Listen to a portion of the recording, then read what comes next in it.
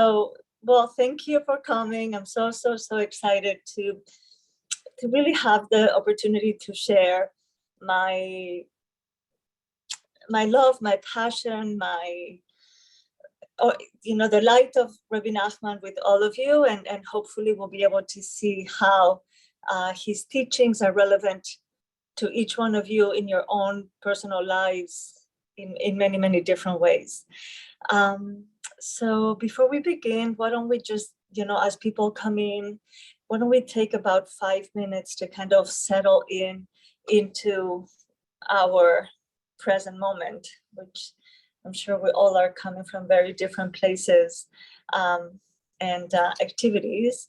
So I'm just gonna put on a timer for us to kind of settle in and basically kind of like just focus on the present moment. Each one of us, each one of you, as you feel comfortable, sitting down, open with your eyes open or your eyes closed, whatever makes sense to you. Connecting a little bit with your breath, connecting a little bit with where you're at in the moment without forcing anything, but really allowing ourselves to like say, okay, I have arrived at this moment today. So I will be quiet with you for the next 5 minutes, and I encourage all of you to really sink into the experience of being in the moment and try not to have the also, and not have the tendency to kind of go into our phones and get distracted by these things. So here we go. Let's give ourselves 5 minutes of presence before we begin.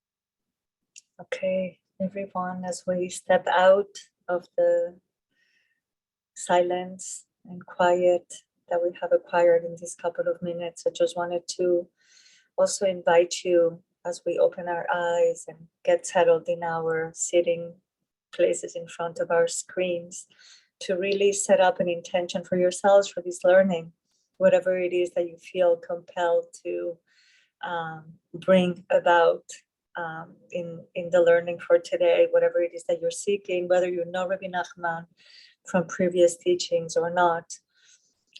It's always good, obviously, to have a sense of intentionality as we approach any type of, learning. And with that, let's begin. I'm going to open my source sheet and let's see if I can, okay. I cannot see you guys. I think, as I said, I can only see you one at a time. If at some point you cannot hear me, please unmute yourselves and let me know. I also would like to have this session be very, interactive. So please, please make sure that if you have a question that comes up at any point, to unmute and speak up. I don't know how many of you really have ever learned and have any background on Rebbe Nachman, but I just wanted to share very briefly a little bit, very, very, very little of who was Rebbe Nachman.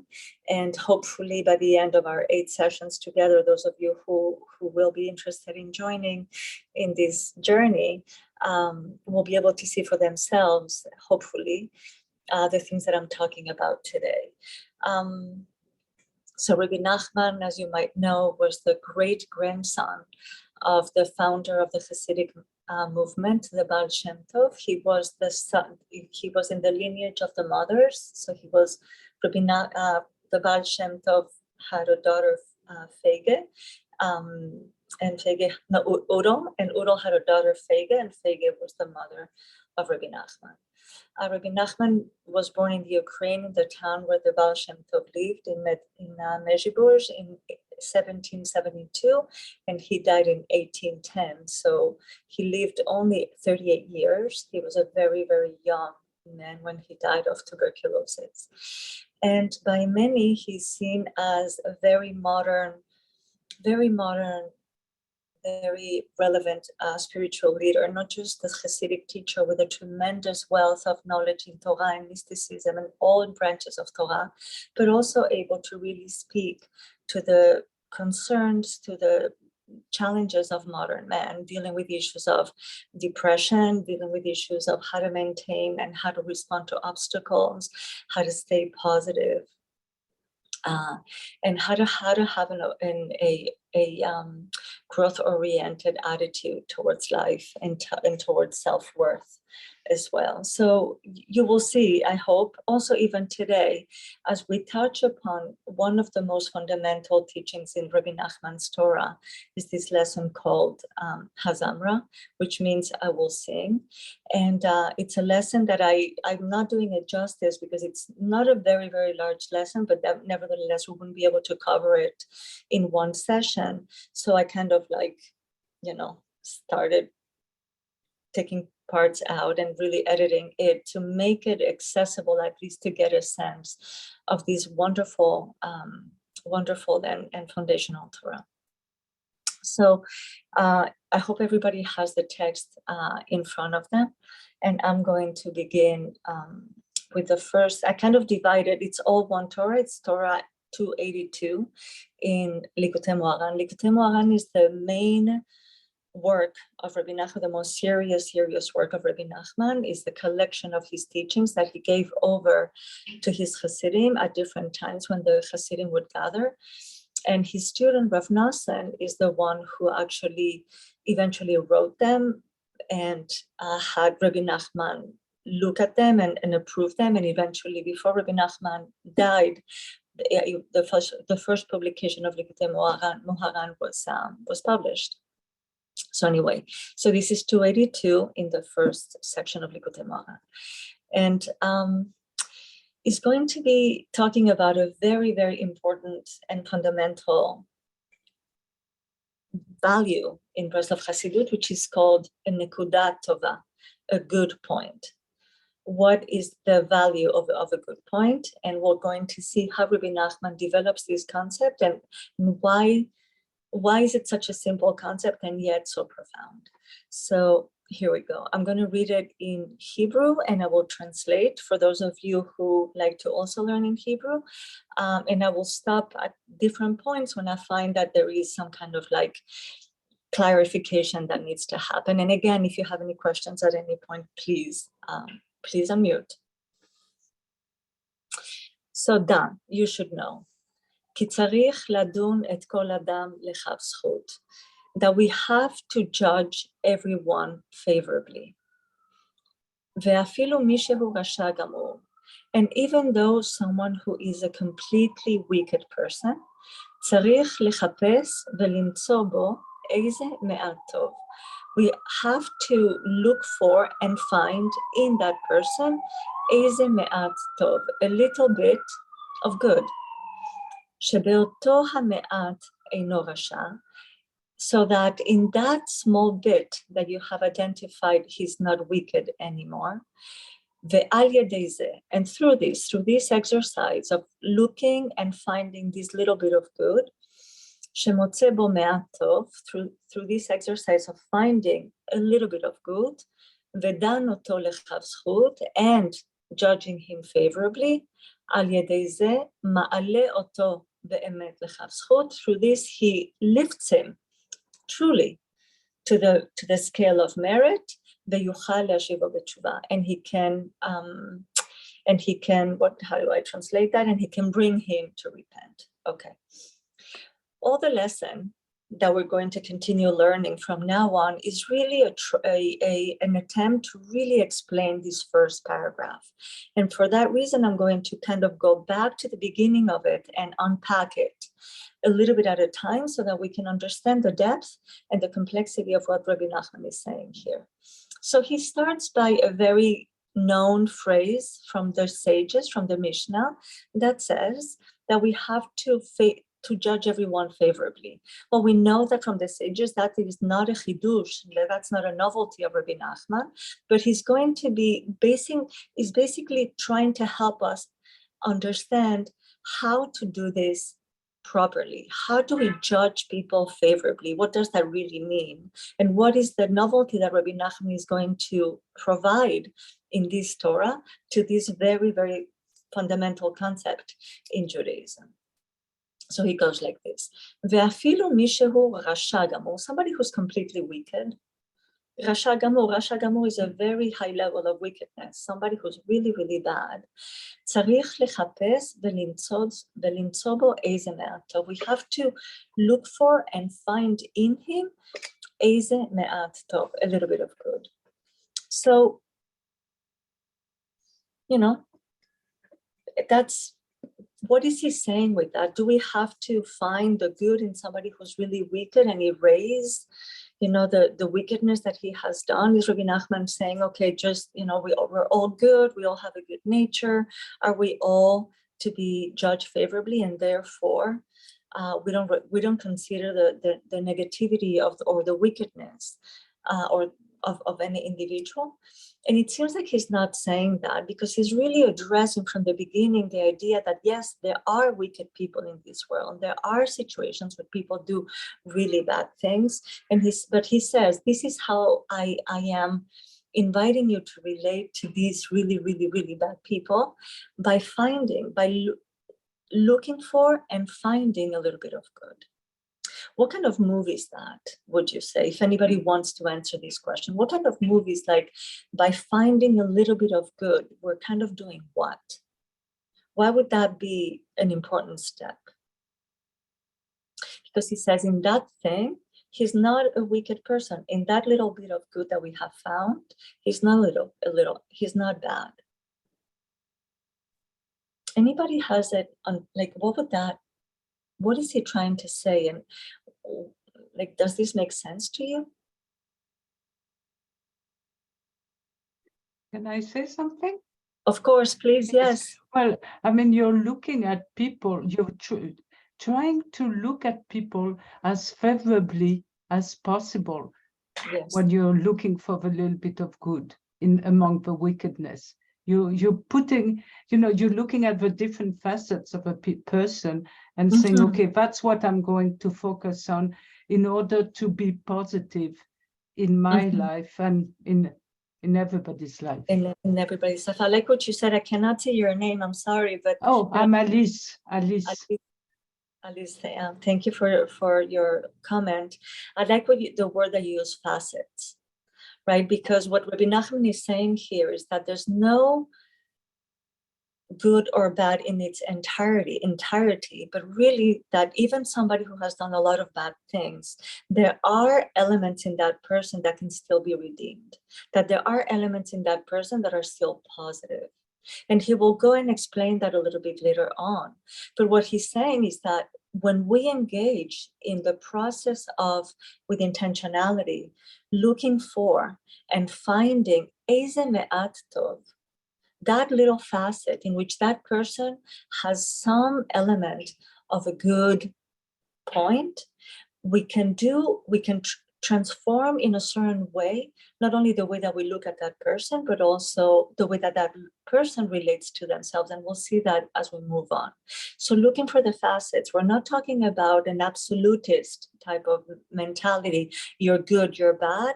But yes, there are problems. You are not, like we can recognize the flaws in another person, and yet still consider the possibility that even a flawed person can contain some bit of good. Any other comments at this point?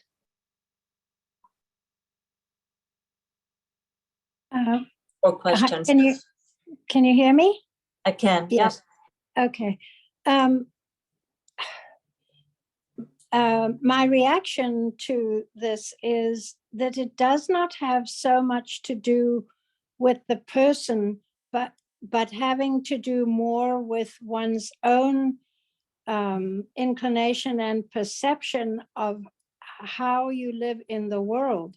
Because if you are consumed with only seeing the bad parts of somebody, your world is so dark and horrible. So it's good for us to imagine that there's some good, a little bit of light comes in that way. Beautiful. So now you're adding a whole other dimension here, which is so perceptive. You're saying, well, it's not only about the other person and what happens to the other person when I am able to engage in this process, but what happens to me? How I am transformed by that movement. Oh, suddenly instead of being consumed, as you said, by looking at the negative, which it's so easy to do, right? In a certain way, the negativity always shows up more than the positivity for many good and not so good reasons. But the ability to do that movement changes how we live life, because instead of being surrounded by problems and negativity, we are surrounded by the possibilities that the positivity offers. And that's a very different state of mind and very different quality of life that we find for ourselves when we can develop that practice. Very, very, I really like that comment. I think it's very, very insightful. Any other comments at this point before we move on? I have something. Please.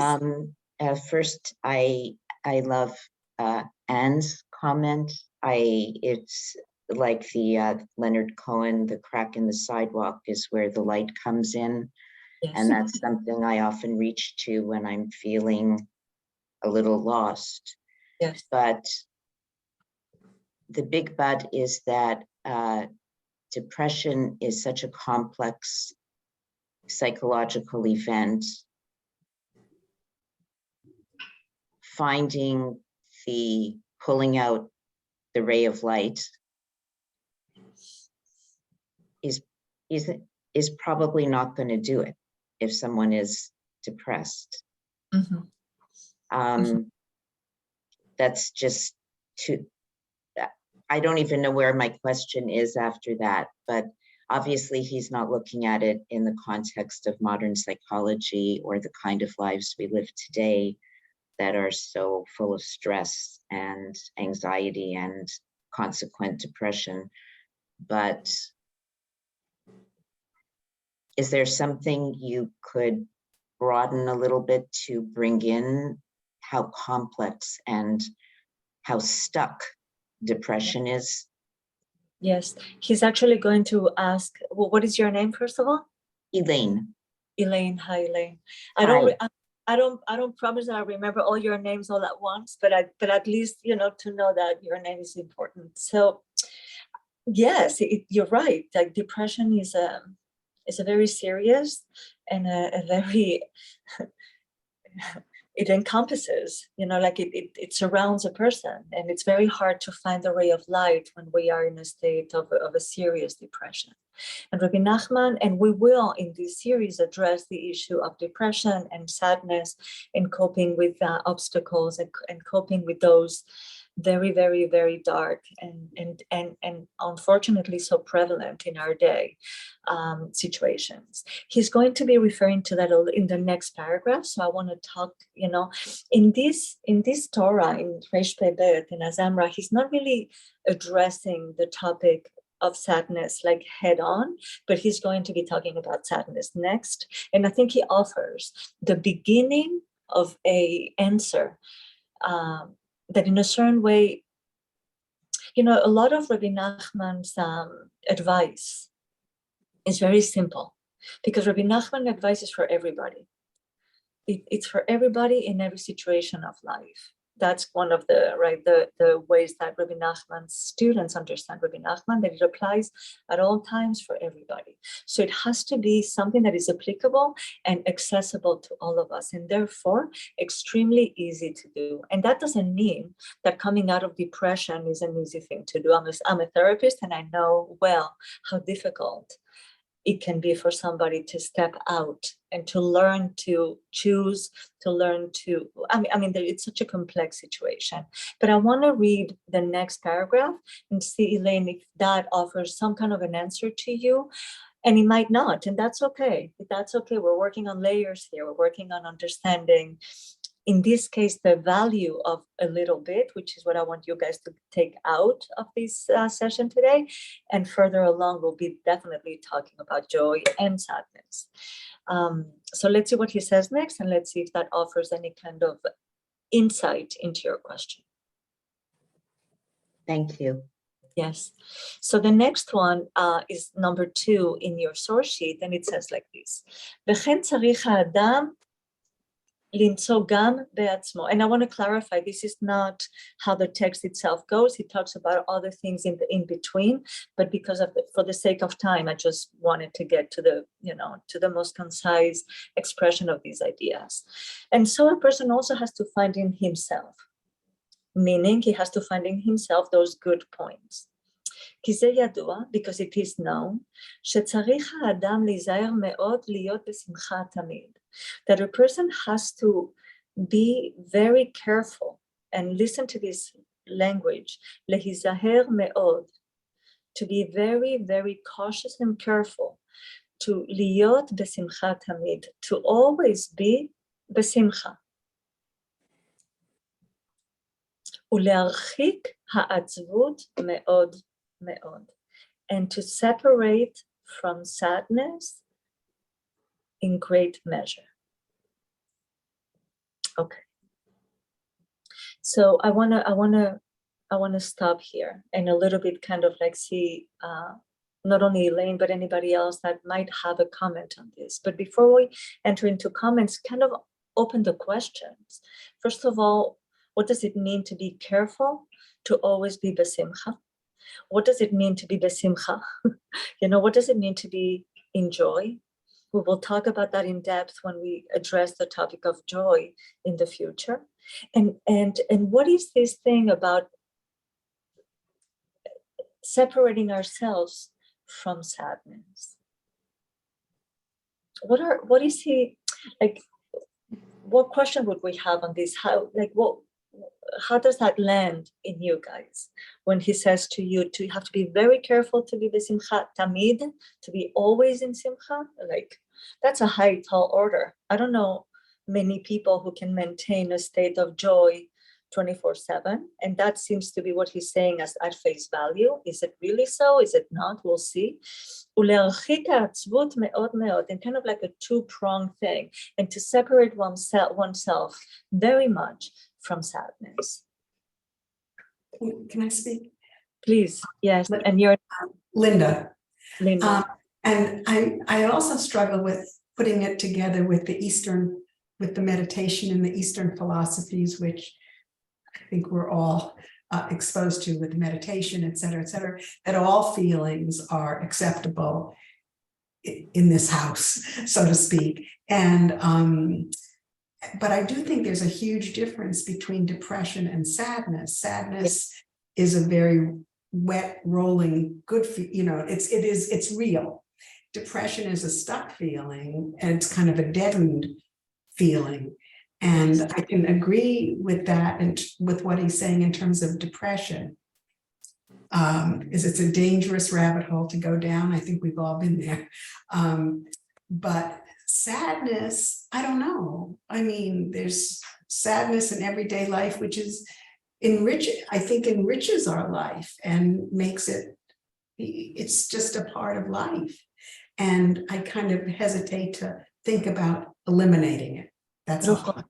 I think you're very right on. Like, we don't want to compartmentalize ourselves and say this feeling is not okay and this feeling is okay, and then create this like distancing between our experiences and who we are, and like that can be very, very dangerous, right? Like, of course we want to feel our feelings. Of course we want to be in touch with our experience. Of course we want to be authentic with who we are and how we live our lives, right? So I agree with you on that. Maybe it could be that in this case,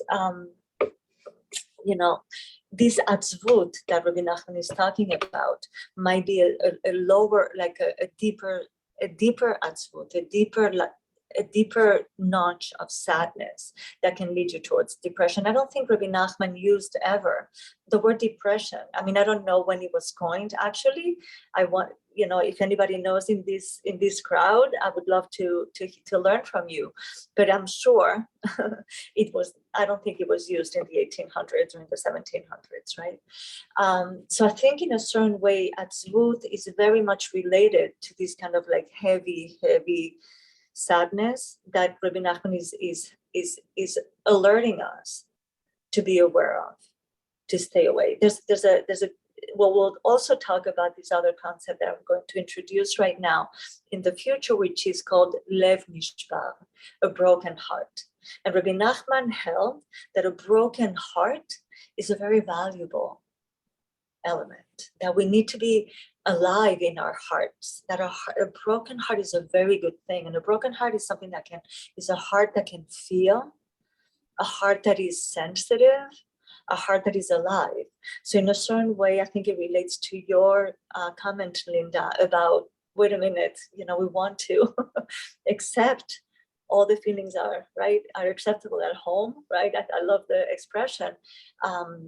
But then there is this kind of atzvut, this deep sadness. Maybe I should have translated it not as sadness, but I don't know if I should translate it as depression either, because it's Rabbi Nachman. We will see, in other moments, in other learnings, how Rabbi Nachman relates and shares his own despondence. When he lost his son, he was very, very, very taken by that experience, and he shared, his kind of, I don't want to use the word despair, because Rabbi Nachman was, as you might know, en yeush ba'olam klal, there's no such a thing as despair in the world, right? So he was very clear about not falling into, I just want to share something. I was like looking at Actually, it's interesting. Yeah. Oh, Go ahead. Oh, me? Oh, you unmuted, so maybe Okay. you have. Can I speak? Please. Yes. Okay. So what I was looking by when you said to must take care to be happy always, I'm thinking we have to be also grateful. If you're aware that you are in a very special position and whatever you have is very special, then you're going to find you're going to find happiness in whatever situation you're into. That is so You know, true. so it's being, by being grateful, that's how we're going to find happiness. So true. I mean, gratefulness and the practice of gratitude is such a fundamental vehicle for developing well-being in general, right? Like to recognize the value of what you have, and again, without losing ourselves in the rabbit hole of what we don't have, which we all can experience, or many things that we don't have, right? That's a given in life, the sense of not having everything, and that's part of what it means to be human. But when we are able to develop the gratitude, definitely is a very powerful tool. But I want to say something here that is important. It's like Rebbe Nachman is addressing the issue of sadness. He's addressing the issue of wickedness. He's addressing the issue of the fact that we live in a world where things are not always so easy. Rebbe Nachman is not proposing a la kind of experience and we're all good and it's all good and, we believe in God and everything that God does is good, which of course he believes, but he's also contending with the reality of the human experience where, you know what, life can be difficult. And how do I deal with that? How do I deal with setbacks in an honest way?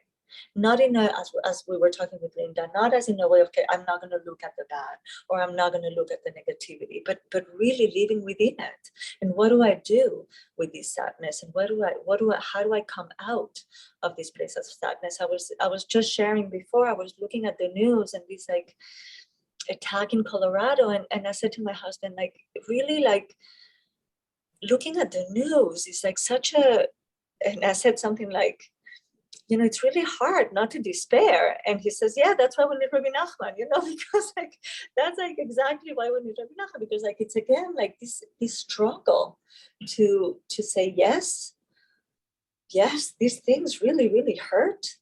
And at the same time, I have the tools not to go down that rabbit hole and feeling completely like, it's like overwhelmingly difficult to manage, the extent of challenges that we encounter on an everyday basis. So Rebbe Nachman in this Torah begins by inviting us to do this exercise of looking for the good points in the other person. And then he says, and similarly, we have to look for the good points in ourselves. Somehow there is a little bit of a difference also that I wanted to point out to you, that when we, as in, that this Torah develops, which says, when you find a good point in another person, when you engage in that process, without even saying anything, Rebbe Nachman is not saying, well, look for the good point and then reflect it back to the person and then help them feel better about themselves. He doesn't go there. Rebbe Nachman says, you just have to do that exercise of being able to look more deeply into the person to find that for sure you'll find something good in that person. And by doing that, that person will engage in a process of tshuva. Now, tshuva, we said in the first paragraph, tshuva is a very, mighty concept in Judaism, as you might know. But fundamentally, tshuva means what? Tshuva means, it's from the word nashuv, to return. Right? So fundamentally, the process of tshuva is a process of returning to who you really are. And when we return to who we really are, when we're able to tap into that sense of self, that core is pure, because that's the vitality in all of us that is very much an expression of our relationship or an expression of our divine quality inside all of us. So when we are able to look at the good points in another person, we help that person tap into their own divinity, into their own goodness, in their own unblemished goodness that in Yiddishkeit we believe exists on a fundamental level. And then get confused and we get lost and we do all kinds of things, and we, you know, and we eat too much, we sleep too much, we, you know, we do too much, and then we get into all kinds of issues, right? But fundamentally, we tap into that core self that is fundamentally good. So that happens when we do the Nekudot Tovot exercise towards others. But then when we do it to ourselves, Rabbi Nachman is talking about another dimension of benefit, which is the benefit of what? Of simcha. And you'll see it moving forward. I'm going to skip the next paragraph when that in English it says 2, and I'm going to go to the number 3 in the English, but I'm going to read it in Hebrew. כי צריך האדם לחפש ולבקש למצוא בעצמו איזה מעט טוב, because a person has to look for and to ask for and to find. Do you see the emphasis on this process? Rabbi Nachman is not talking about, yeah, just find the good points in yourself or just do it. It's not immediate. It's like it requires intentionality. You have to look for it. You have to ask for, you have to inquire about it. And finally you find. I find those 3 words so poignant and so real. Like it's not easy always to find the good points in ourselves and in others. And he's going to explain why, I think, in this paragraph. So he's saying, do that, look for, ask to, and find in yourself איזה מעט טוב, a little bit of good, כדי להחיות את עצמו, in order to vitalize yourself. And now I think we're going to be relating a little bit to also to what Elaine said. How do we step out of feeling down, of feeling not happy with ourselves? So when we are able to engage in this process of looking for the little bit of good, and again, I want to emphasize, we're not looking for like, oh, I don't know, I opened an organization to fight poverty in the city, or I was able to engage in 20 hours of service for years and help the homeless. And hopefully we should all be in that level to be able to give that much. But for those of us, which are most of us who are not in that level, Rebbe Nachman is saying even a little bit of good is enough to open, as you were talking about Leonard Cohen, the crack, and to be able to see the light come out by being able to identify that little bit of good. So he is explaining. I have a question. Please, yes. I guess I'm kind of lost going into a text study when I don't have a lot of context. Did he write these? I thought he had not written anything. Did he write in Hebrew? Which language did he actually write in? Yeah. So Rabbi Nachman wrote Likutei Moharan, which is the main body of work of Rabbi Nachman, was written by his main student, Rav Nosson.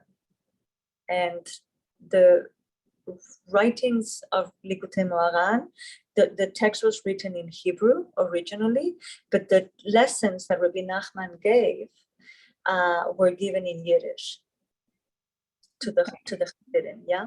So then Rav Nosson would write the teachings, present the teachings to the Rebbe. The Rebbe would approve and say, yes, what you wrote is according to what I had said. And then it was compiled. And before the death of Rabbi Nachman, Rav Nosson again went to the Rebbe, showed him the manuscript. Rabbi Nachman said, yes, this is what I taught. And then it was published. Does that answer your question? That helps. Thank you. Yes, I guess I need to read some background. I'd like to get a book, just a general background. Thanks. Yeah, of course. Yeah, so it's a good question. It's necessary to know where we are at, where is this from, right? Of course. So yeah, but most of the lessons, I mean, these are not the only lessons. There's much more literature in Breslov than Likutei Moharan, the main book, the main work of Rabbi Nachman, but this is the most deep, extensive, and I don't know, like it's a really, really awesome work. Yeah, and it was given orally to his Chassidim. So then he goes like this, right? כי צריך האדם לחפש ולבקש, and I'm in 3 again from the beginning.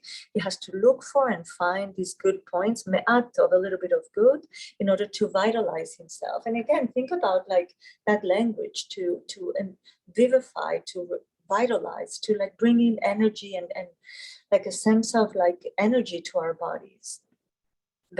ולבוא לידי שמחה כנ"ל. And from there come to simcha. So somehow, simcha, joy, and we'll talk about joy in depth in the future, is related to a sense of vitality. Is related to an embodied sense of vitality, which is a very interesting way of understanding simcha.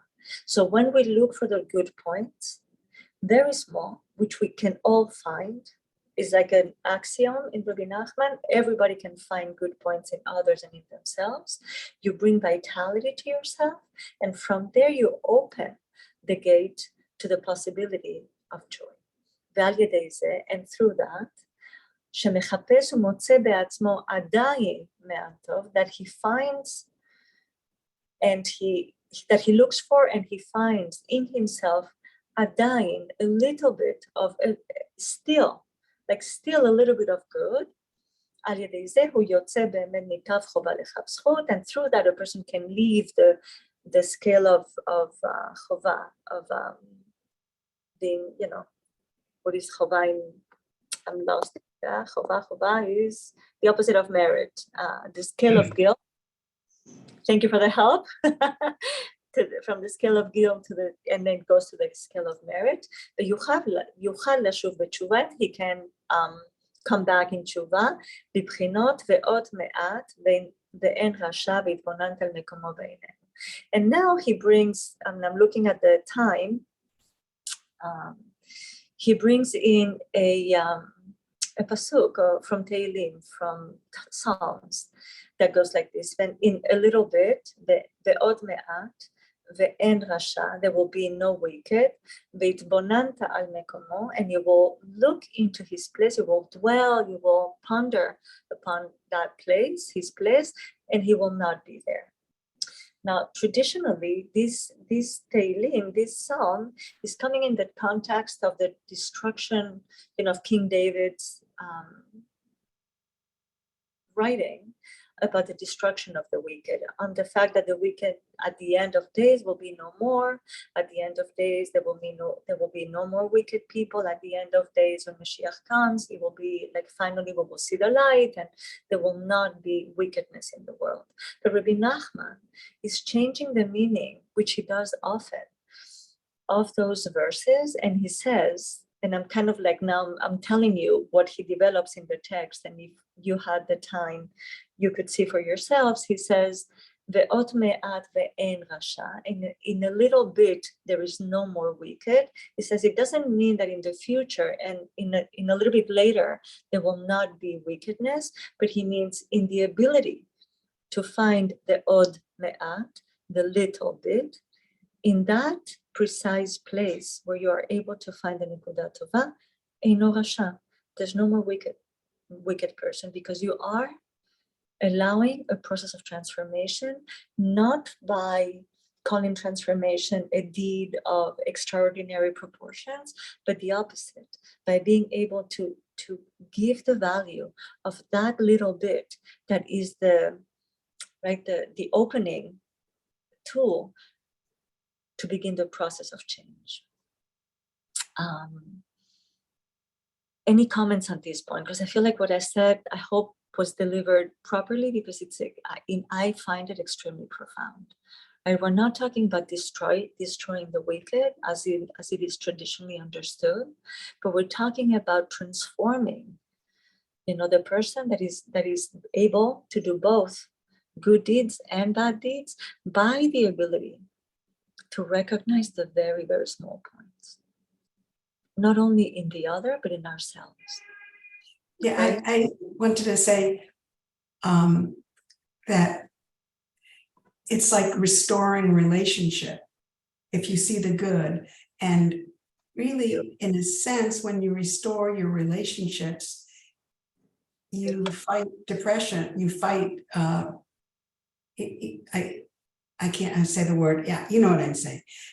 It's like one of the basics of feeling happy Beautiful relationship. is Can you your say, relationships. can you And say if a you little more? restore them, well, if you restore them by seeing the good, you feel connected. You feel a sense of connectedness, and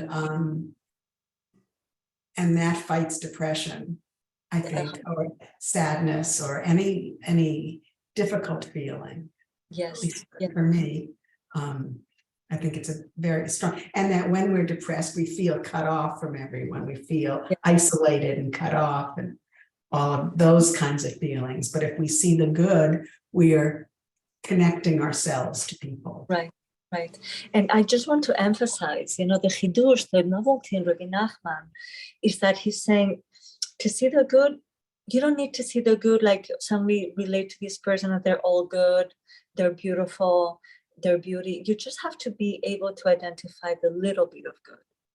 That's the big novelty in this Torah. That's why it's called Nekudat Tova, a small point, right? Because sometimes we want to say, okay, I just want to see the good in this person, and like I just want to see them as good. The Rebbe Nachman is saying, that's very difficult to do. Let's just bring it down, one notch down, so that it's very accessible to all of us. Can you find that person that you have such a hard time with, that you really don't like so much, or that you feel like they've done something very, very, very not okay in your eyes, can you still find something teeny that they're actually beautiful at? I'm sure we can, right? So that's what Rebbe Nachman is saying. That is the way of Hazamra. That is the teaching of this lesson. Go through the small point. Always enter in the smallest door that you can open. And the opening of that door would allow you to continue, because Rebbe Nachman is relentlessly never stopping. Like the processes that he begins, continue. This is not okay. I've arrived at this. I found one and I'm done. No. We're talking about like I found one and then I continue in this practice of looking for the good points in this way. And what you said about relationship is exactly so fundamental. And today we know how the correlation between isolation and depression, right? And unfortunately, in a society that is fostering so much isolation, it's no wonder why,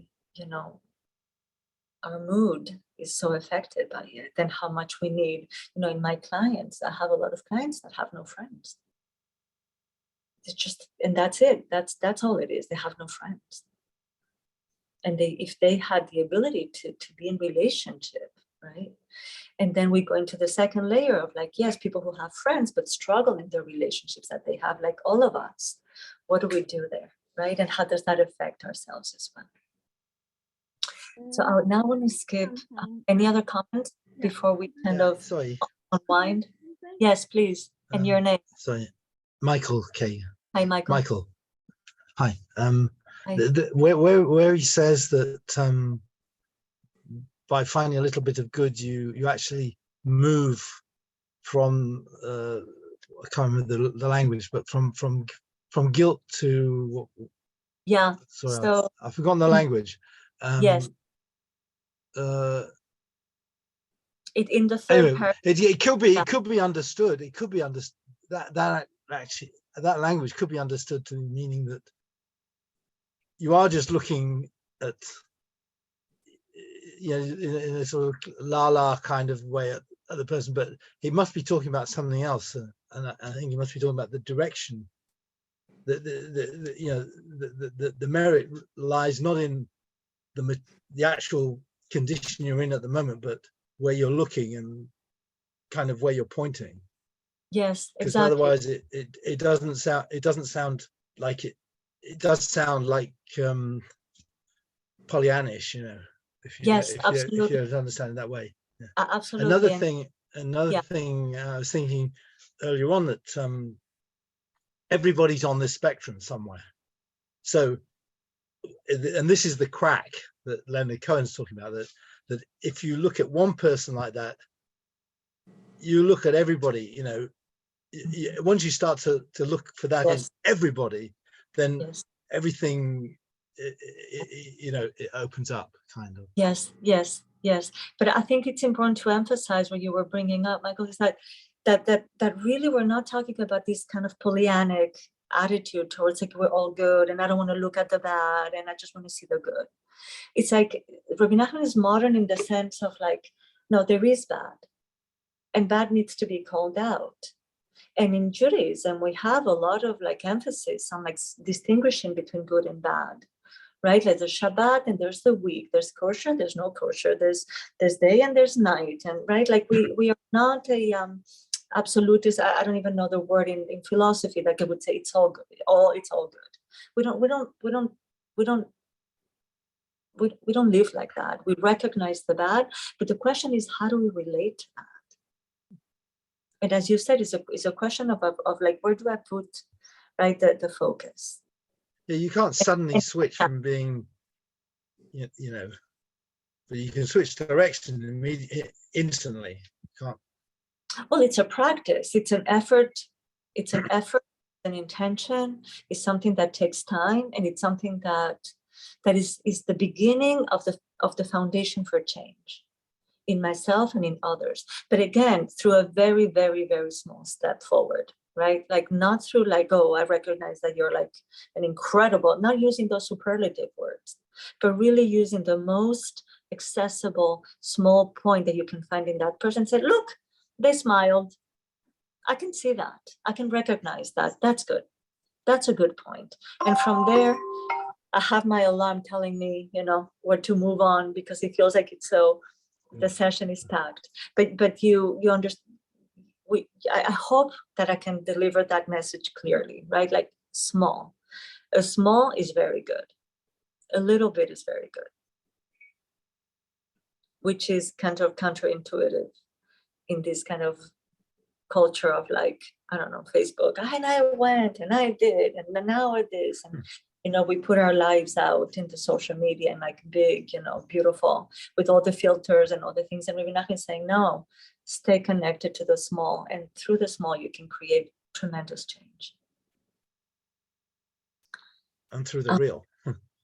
Say that again? Through the real. And through the real. Yes. 100%. Something small and real is real. Is what you need. Yes, and real. Yeah. Yeah. Authentic, for real. Yeah. Yes. Hold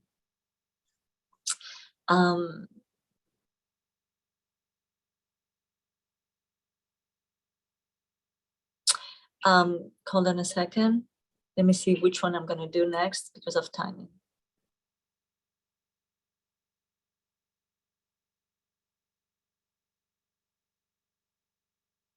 So let's go to the last one. I just want to go to the last one that actually is not in, I erased by mistake the Hebrew, and I want to go and I left the English because it's very important. It's number 13. So Rebbe Nachman of blessed memory, are you guys there with me at the very end of the second text in number 13, the heading of 13, Rebbe Nachman of blessed memory. And this is actually, Rav Nosson talking, like kind of meta talking at the end of the lesson, offering a little bit of a glossary, saying, okay, this Rebbe Nachman of blessed memory cautioned us to live by this teaching, for it is a major foundation for anyone who wishes to draw closer to God and not to lose his eternal reward completely, God forbid, right? So here Rav Nosson is telling us in the 1808 when this was published, that this is a foundation, a major foundation for anyone who wishes to draw close to God. And in Breslov, the relationship with God is a major, fundamental, central item in the lives of all the Hasidim. And when we talk about drawing close to God, not only in the sense of the pious sense of like, doing mitzvot and being a good Jew, but really from the internality of having a personal relationship with God. And through that, I think we're going to segue into the next section of our time together today, which is another huge, fundamental, important topic. It is kind of a meta topic in Breslov, which is Rabbi Nachman's advice and request that his teachings do not become interesting or intellectual pursuits, but that they are always transformed into practical application. And Rabbi Nachman taught his students that the way to do that is through tefillah, through prayer. For Rabbi Nachman, prayer is not just the spiritual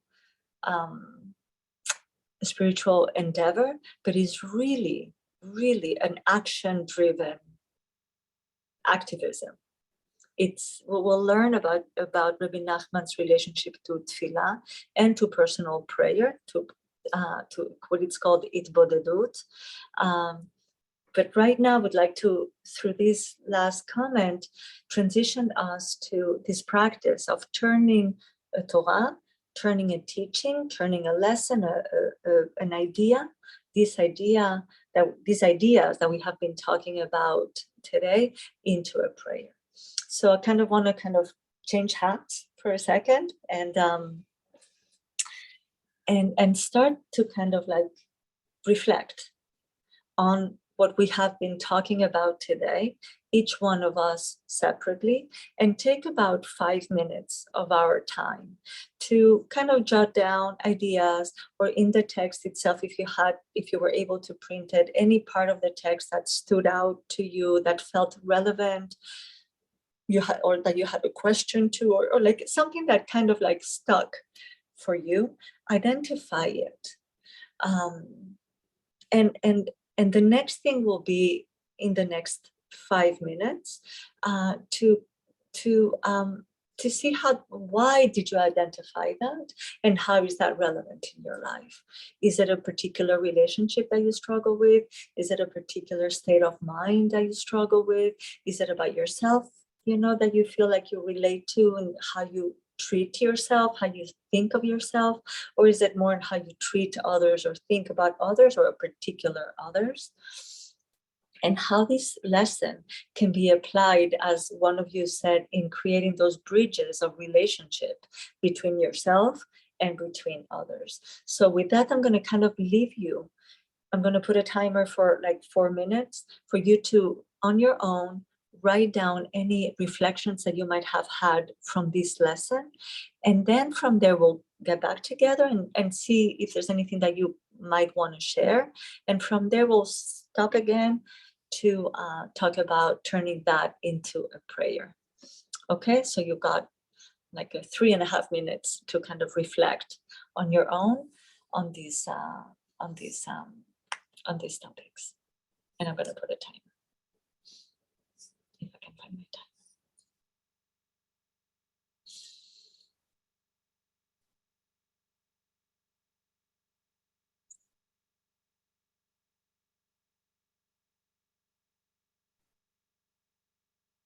Okay.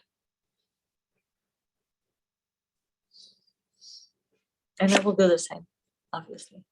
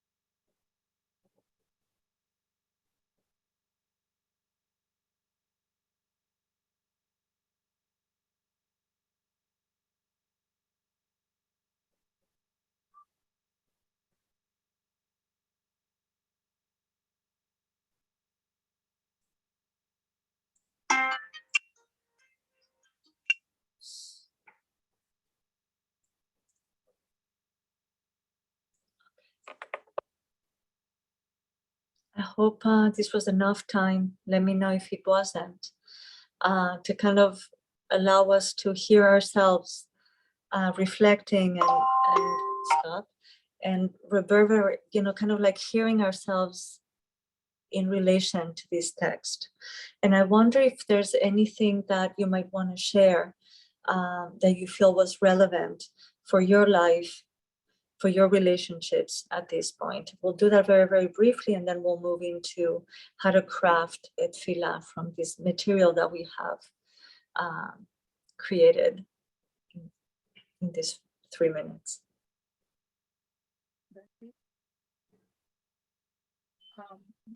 At the beginning of COVID, I had a couple of people that were making my life very difficult. I was working with a counselor who gave me a good piece of advice. She said, every morning before you get out of bed, try and find one positive thing that you can think about these people or situations, and do the same at night when you turn out the lights. And it really, when I started really doing it, it did give me peace. Are you saying, and what is your name again? Judith. Judy. Yeah. I like what you said, like when you started doing it, kind of like it was a practice. It had to be done, right? Like every day. And night, day and night a little bit, right? Even if they hadn't been making my life miserable that day, I still did it when I went to bed and the next morning. Because if I didn't, I started seeing them as purely evil. And they weren't pure. No one, I don't think anyone is really purely evil. But they were at the beginning. Yeah, that was the perception I had. And by finding something good about them, I was able to make myself better.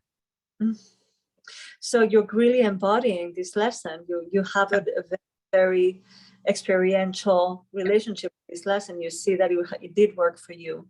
Yeah, it did. Oh, beautiful. Thank you. That's good to hear.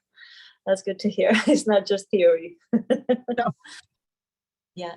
Anybody else would like to kind of like offer a kind of a personal perspective on anything that you might have written or reflected on during this last time?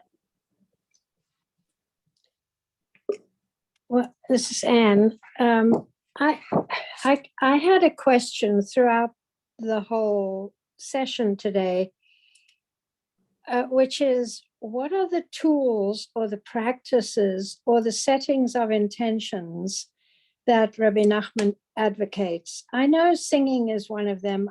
I hear what you said today. Our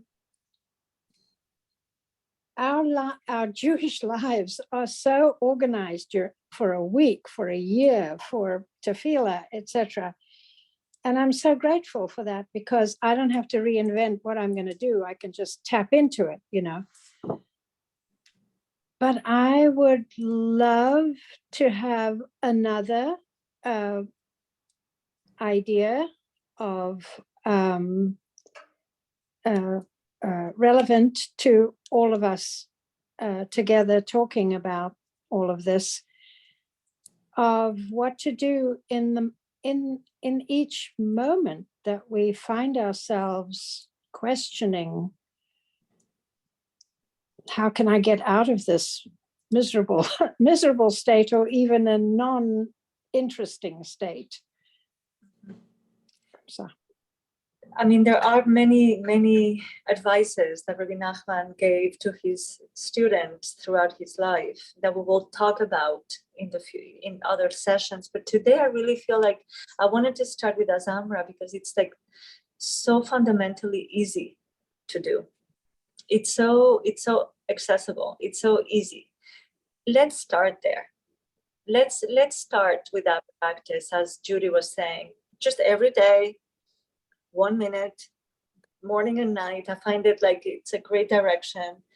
Any person in my life that is giving me trouble, or myself, that I'm giving myself trouble, or any situation that is giving myself trouble, how can I reframe things and do this practice of looking for the positive? Small, very teeny, very insignificant, right? Insignificant, and yet extremely powerful. This is a very, it's like sometimes people want kind of like, yeah, and do the 120 days of like fasting and 120 days of yoga, hot yoga, and 120 days of, but we all know that 120 days you might get to the 120 days, but what happens in 121 days, right?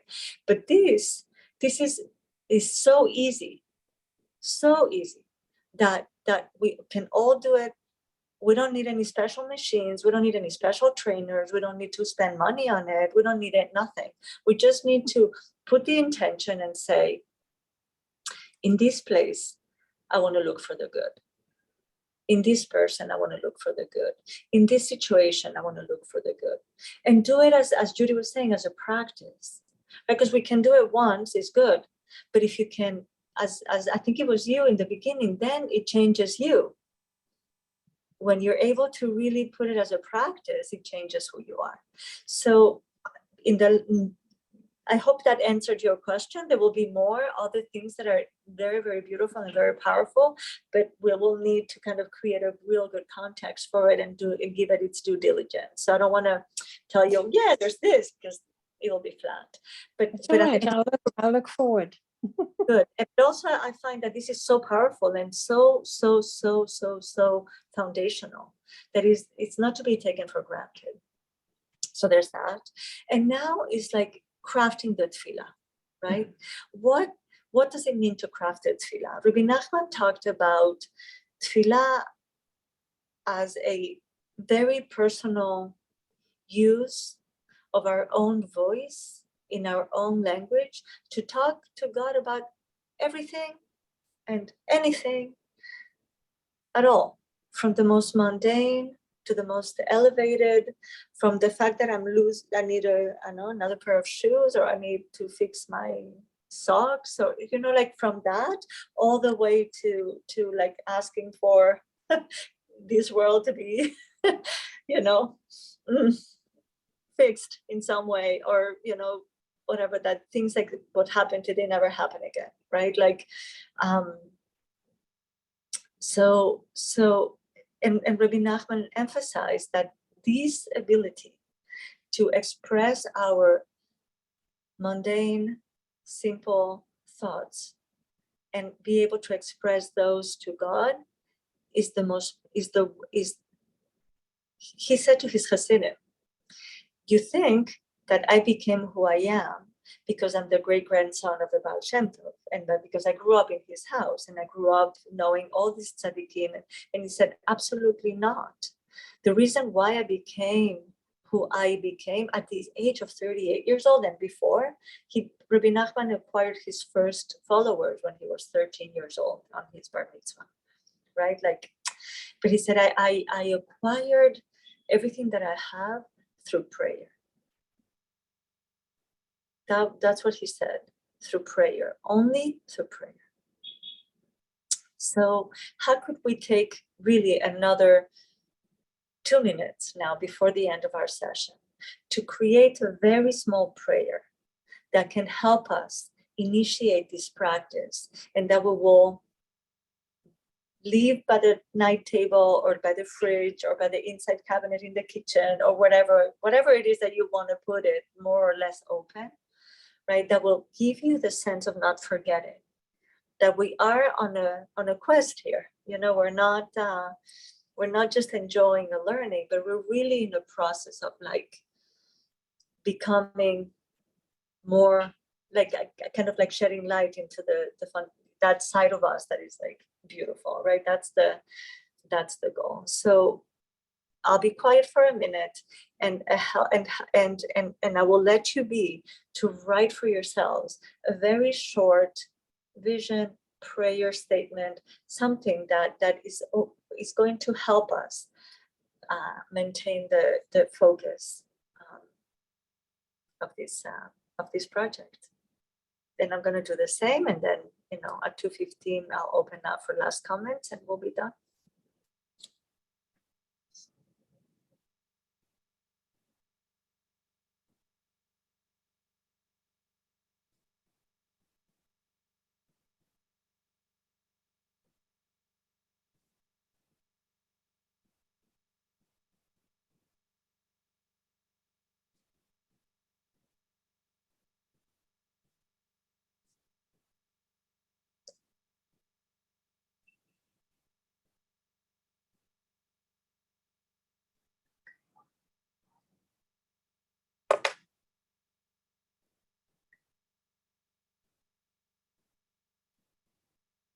It's not a lot of time to craft a small prayer, but a small prayer can be just a sentence or an intention.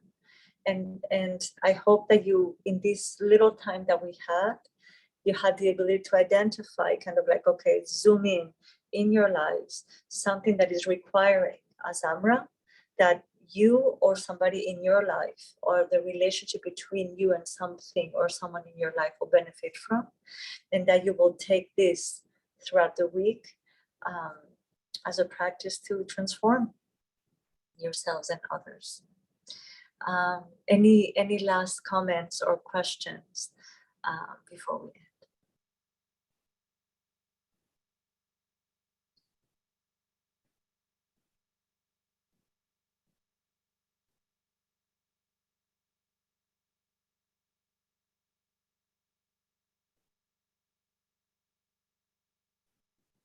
I'll just say this was wonderful. Thank you. Thank you, Linda. Thank you for the feedback. So we will be creating, I think, a WhatsApp group to maintain the continuity between sessions. There's a beautiful song from a Breslover singer called Joseph Karduner that puts the first paragraph of Azamra into song that I wanted to share with you via WhatsApp. So I look forward to doing that. I was wondering if I could do it today in this text study, but I think it was just not enough time for that. But I would love to share that with you in the week. So have a wonderful week, everyone. Thank you for coming. Please maintain that intention and that vision for the week. And be well, everyone. Bye-bye. Thank you.